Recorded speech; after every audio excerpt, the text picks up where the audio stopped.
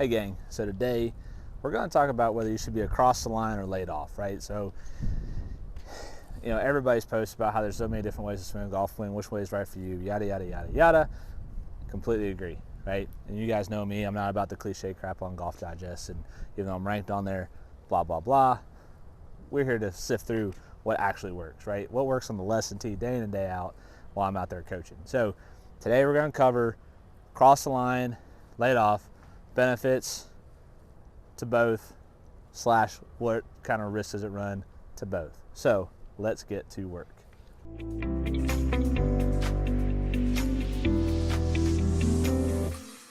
All right, guys. So first of all, when we talk about positions at the top, right? So you got your across the line guys, the laid off guys, right? There's a bunch of different things that go into these considerations when we are working with a player and how we can best utilize those different positions in fixing golf swings, right? Because it doesn't always have to be up at the top, pointed at the target and all of that to hit really good, solid golf shots. So I was just in a lesson yesterday with a player who had the shanks, a good player, former professional player, caught the hosel rockets. Can you believe it? But the issue he had at the top was that he felt the golf club opening, which is typically a laid off position. So we're going to get through this one first. When the position is more laid off, the club face is typically more open.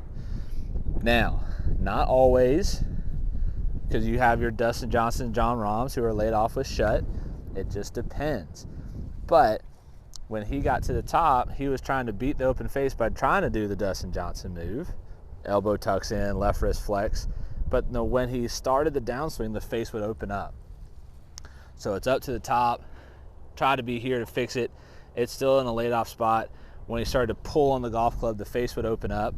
And that's where he was starting to get himself in some trouble because that was an over the plane shank. So all we had to do to put this guy back in the right honey hole and actually starting to smoke some golf shots again was let him be freed up to relax the shoulder, let the shoulder fly away like Nicholas had in the day, and get the club across the line. And so that then when he pulled, he was actually sliding it perfectly. So a lot of our decision to go across the line or laid off depends on how you work the golf club.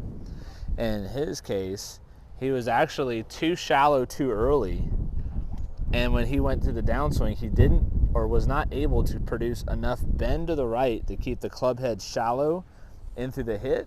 And so because of that inability to bend to the right, the shaft had to steepen out and he was getting himself in a little bit of trouble. So when we actually went to the tail of the tape and he got the club up and across the line, when he pulled on it, it slotted perfectly and allowed him to hit it. Now, I had another player in the same day. Former baseball player, solid player, right? Well, I guess he still plays baseball with his kid. But his issue is he gets across the line, and when he does, the hands get too deep.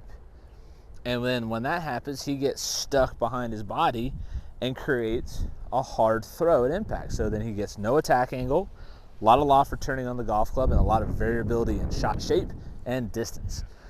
Now, to where my other gentleman wasn't good with this,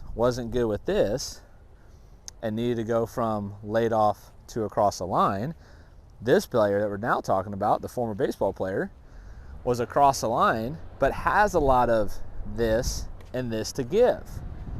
So what we did was just let him do what he can do well. And so for his swing was trying to keep the elbow as external as we could and move it into a laid off position. From there, he could just rotate down into the shot, and he was starting to hit some crispy irons again with some negative attack angles, some forward low points, and a lot less hook shape. So to bring this thing back around a little bit and get back on track, those are kind of two examples of how two different players in the same day needed the exact opposite formula of laid off to across the line to laid off. Here's why we do it. The laid off guy, right, is a rare one for me. I don't see enough players that aren't already really good players that can be laid off, bend to the right enough, and rotate enough to put the move on the ball. Most of the guys that I teach on the day-to-day have a hard time squaring the face and a hard time getting the slice out of their game. And they're not swinging fast enough. So when we let them go up to the top, across the line, and let these hands kind of move around their body more, they now can increase some club head speed and use a little bit of the path to get the face back to square.